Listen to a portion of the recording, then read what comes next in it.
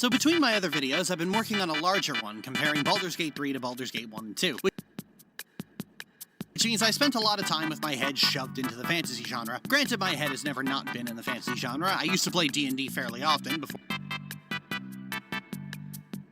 5th edition ruined it, and I've been playing World of Warcraft from its release up until now with only brief months of unsubscribing in between, and I've also always just been a big classic CRPG bitch. And in having to tread that ground again for the big Baldur's Gate video, I'm left with one question. Why are humans so frequently the worst race in any fantasy game? Fantasy races are pretty much the lifeblood of fantasy games, as the ability to insert yourself into a fantastical world of wonder involves being able to insert yourself into a culture that lives in that world. But fantasy games have long struggled with the big three: humans, elves, and dwarves. Dwarves are usually the easiest ones. They live underground, they drink, they mine, they might be made of rocks, and they're all Scottish, except in Dragon Age where they're all American and have a really intricate bureaucracy. Elves have only two modes. In Lord of the Rings, they're otherworldly creatures who are so long-lived that they have surpassed literally everything else on the planet, and so they all leave to go do something else. And then in every other piece of fantasy media, they're minoritized and subject to genocide upon genocide because Lord of the Rings tweaked the worst kind of fantasy bitch. And then you have the humans, who are nothing. If there's ever been one constant throughout the fantasy genre, it's that humans are simultaneously omnipresent, the most powerful and widespread race in the land,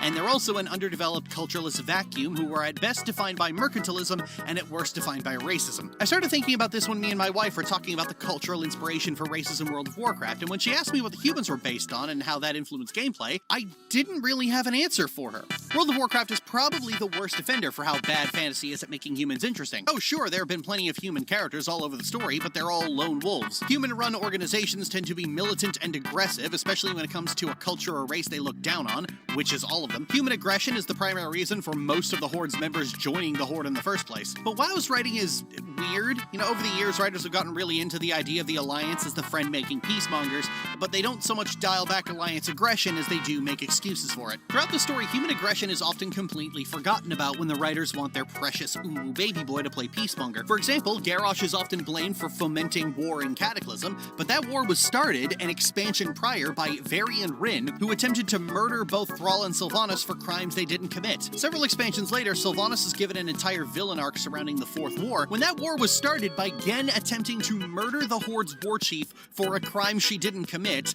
and also Kalia Menethil completely sabotaging a genuine attempt at mending that bridge at the Gathering in the following novel. In both these cases, the Horde's war chief is given the villain arc for a war the Alliance started. Blizzard's writers have no idea what they want the humans to be and just slap very generic concepts onto them. They're either generically good or they're clansmen. All of the examples I've shown tend to have no idea what their culture is, but WoW's humans exist in a complete cultureless void. D&D isn't as egregious with humans, but humans often have such little identity that players who make humans have to do triple the work to make their characters interesting because they can't just fall back on, lol, I'm a faith hippo named Bardy McBardfaith. And that's because for much of the game's lifespan, the humans were the race you played when you wanted to ignore most of the game's mechanics. They're good at everything, can master everything, and have no restricted classes. Humans are the ultimate blank slate, a race that has nothing to them.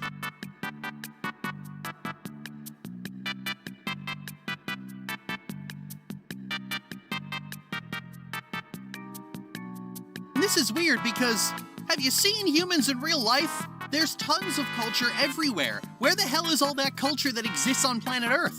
Well, it's in the other races. Most fantasy stories tend to take real-life examples of human culture and bolt them onto fantasy races, often with no rhyme or reason. In Dragon Age and Dungeons & Dragons, the elves have Celtic and Norse inspirations in their culture. In World of Warcraft, the Night Elves are a mixture of Japan and ancient Rome, while the Blood Elves are a mixture of China and Saudi Arabia, of all places. Warcraft is so committed to this idea, they've done 2 different Moses allegories. They've made the non-human races of Azeroth a cultural smorgasbord. But what's left for the humans? Well, you have half Britain, half America fantasy default for Stormwind, you have comedy cockney British for the Gilneans, and you have pirates, which are just another flavor of British. Isn't it weird that so many cultures on Earth get reserved for the non-humans, and then there's nothing left for the actual humans? I wonder if there's a reason for, it's racism, isn't it, CD? Surprisingly, no. Racism is actually the grandfather to this issue, not the father. Okay, you don't need me to tell you that the default for humans in fantasy games is white people. But why does white people end up translating to the UK with all of the UK's stuff stripped out? I mean, England has a culture. It's got a pompous, stuck-up nobility. It's got a very distinct approach to monarchy. Its government is quite unique compared to other constitutional monarchies, and it's got just the most beautifully horrible food. I mean, what the fuck is this shit? Be honest with me, can you tell me one holiday in Ferelden, or Stormwind, or Baldur's Gate? And don't say the Wicker Man Festival, they stole that from the Forsaken. Even defenders of humans in D&D still call them basic, but why do they have to be basic? Well, it's because British is a culture and white is not. Stop, I can hear you angrily typing, hear me out. Here's a question for you, what counts as white?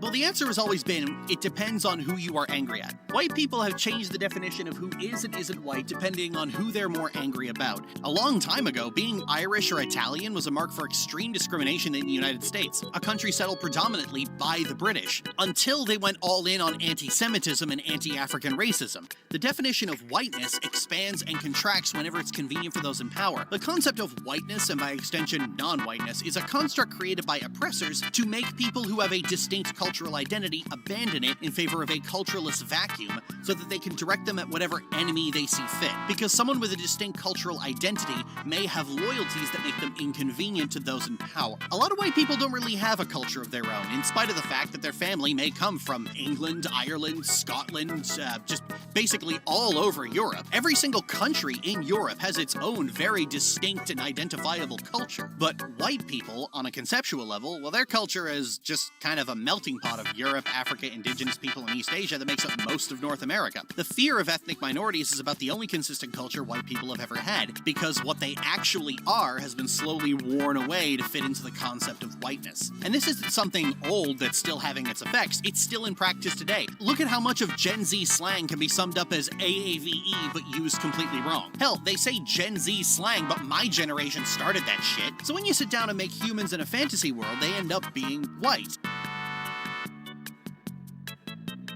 And therefore devoid of culture, because other cultures are something else. They become the basic default blank slate, not limited in their eyes by culture. They can be whatever they want and do whatever they want, because other cultures are inferior in their eyes. Outside of World of Warcraft, humans are usually exempt from the race-class restrictions that give RPGs flavor. This is also the reason why some fantasy nerds get such a bug up their ass whenever elves are portrayed as objectively better than humans, to the point many fantasy series make them shorter than humans and physically frail. You can't be better than me because you're something else. Warcraft is the only one that bucks that particular trend, and it's wonderful for it. Despite their presence, humans there actually have a massive inferiority complex because there isn't a single class they can be where they are the quintessential example of that class. And the lack of culture is a big contributing factor to that. Many races have classes baked into their DNA on a cultural level. I know you think humans are the quintessential paladins, but there is a race that literally has the light fused into their very blood, and another that lives around the most powerful concentration of light energy on the planet. Any presence of a real culture for the humans would make them less of a blank slate. They would be something else. Even in Warcraft, when they leaned fully into the British origins or even the British Navy, they had to make them completely separate races because the ones that get to be called humans just can't be anything. They're not allowed to be because you aren't allowed to be. If they had a culture, they would be something else. This approach to culture affects more than just the world building. Many fantasy stories tend to have what I often call the elf paradox, where the story is almost unilaterally focused on how arrogant the ancient elves were, how they hated outsiders, how they thought they were better than everyone, and they might have done slavery. And then you look at the humans in the present day, and they are all of those things right in front of you, constantly. Dragon Age is especially bad about this. Here's a brief recap of Dragon Age lore. Mages are oppressed by humans because they might go insane. Elves are oppressed by humans because they might be dangerous. Kunari are feared by humans because they could be violent and warmongering. And humans are insane, dangerous, violent, and warmongering. You're shown the way elves are treated as second-class citizens and living in ghettos, and how they used to be enslaved. If you play an elf, the first exposure you get to humans is being kidnapped for an Arl Sun's rape party. Mages get it even worse, as they're all rounded up into concentration camps for pretty much no reason other than the fact that Ferelden and Orlais used to be part of the Tevinter, which is a magocracy. But the game really wants you to pretend that this is some kind of gray area by showing you, look, the mages are out of control because all the abuse we do to them. Look, the ancient elves were kind of rude and arrogant, so they deserve to genocide, slavery, and to live in ghettos. Meanwhile, you could track the date in Dragon Age by which holocaust the humans are committing in a given moment. This wouldn't necessarily be a problem, except for the fact that the series is constantly looking away and saying, oh my god, look at all these darkspawn, look at that dragon, look at that elven god god itching to be a dictator. Look at that elven god itching to be a dictator. Look at that elven god itching to be a dictator. Look at that elven god itching to be a dictator. You get told about the bad things the elves did in the past or that Kunari did somewhere else, but you get to see with your own eyes the sheer layers of fucked up depravity the humans engage in every 5 fucking seconds. Despite setting up a number of very good hooks for an antagonist, the series never uses it, because the crimes against the elves and mages have to do with things that are systemically wrong with human kingdoms at their core.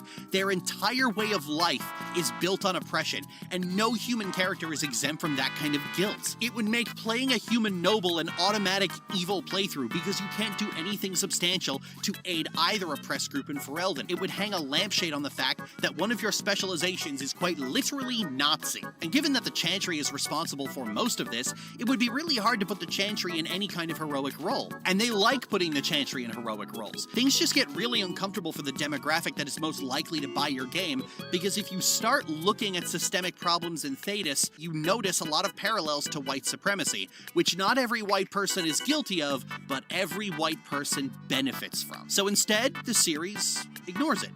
It directs your attention away from it to quickly focus on other things. It does everything it can to make one-sided oppression into something more complicated than it actually is. And if you don't treat all of this like a morally gray issue, the game and its fans get upset with you. Warcraft isn't any better. As fun as it is that the humans get a supreme inferiority complex, it also does Dragon Age's problem of having the humans be hyper-violent, hyper-aggressive racism factories, where half their characters are wearing fascist cosplay and chanting about how they're the Light's Chosen, here to purge the savages.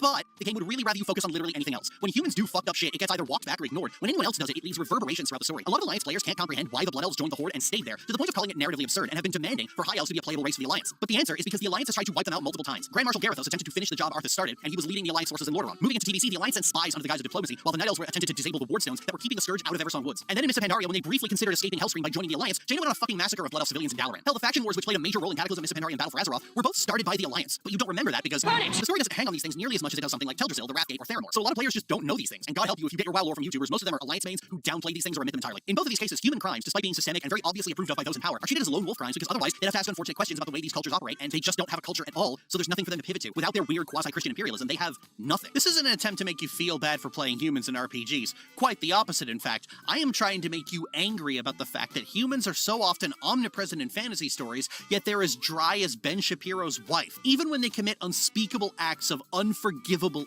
evil, they don't even get to have the fun of being the over-the-top bad guy. Fuck me, no wonder Human Fighter gets memed on for being basic in D&D. It's nothing. You get nothing fun to play with. And the only reason you don't get anything fun to play with is because of some idea that you need to be the default. The empty void of a template on which other races get to deviate from in interesting and fun ways. And if that doesn't piss you off, it really fucking should, because you would be having way more fun if they didn't do it like this.